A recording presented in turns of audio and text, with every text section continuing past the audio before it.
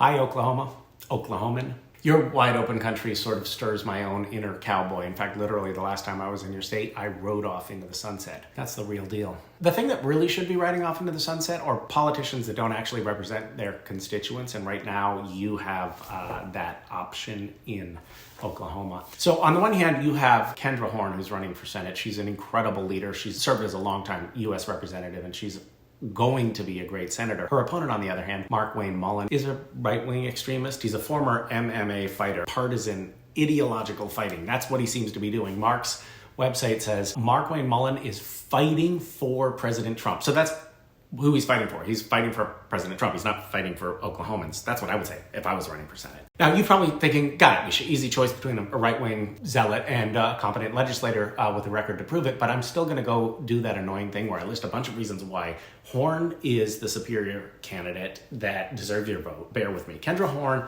has solid plans to bring Oklahoma into the future. She wrote legislation to fight inflation. Mullin has said that anyone who doesn't agree with his right-wing, super conservative beliefs should, quote, get the hell out of my state. Now, Oklahoma is a thriving, diverse state, not a cult. Mullin didn't get that memo. Kendra Horn is actually so centrist and so reasonable. A lot of diehard Republicans are actually so alarmed by Mullin's extremism that they're now endorsing her. She's been endorsed by a lot of very traditional, powerful Republicans, like the former Oklahoma Speaker of the House, Chris Steele, and the former Oklahoma General Chair, Steve Jones. Tulsa World, a paper who hasn't endorsed a Democrat in almost 30 years. Horn will represent all Oklahomans fairly and equitably. And isn't that what we should be expecting from our elected leaders?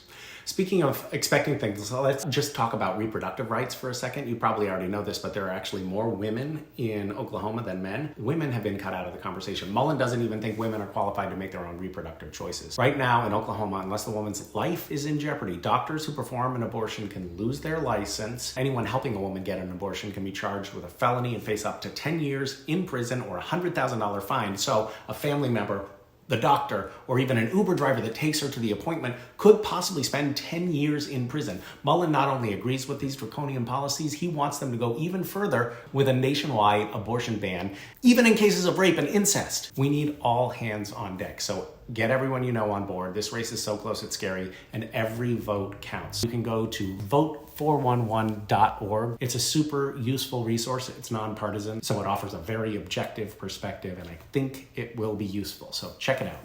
Vote411.org should help you. Thanks.